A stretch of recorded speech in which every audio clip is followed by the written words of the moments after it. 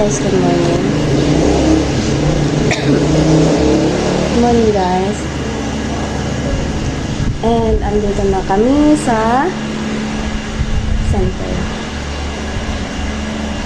Masama pakiramdam ko. Kasi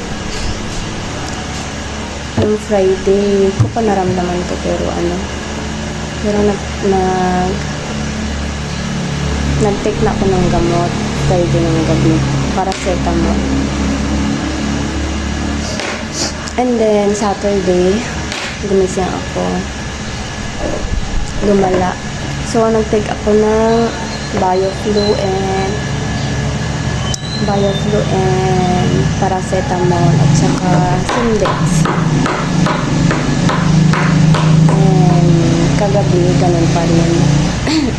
Pero kailangan kong pumasok para distribute yung modules ng mga kids. So kailangan kong mag-face mask. Kasi talagang masama yung pakiramdam ko. Nagdala ko ng face mask, guys. So sa mga hindi pa nag-subscribe, mag-subscribe na kayo sa YouTube namin, sa aking YouTube channel, guys. Good morning. Today is Monday. And have a great day, everyone.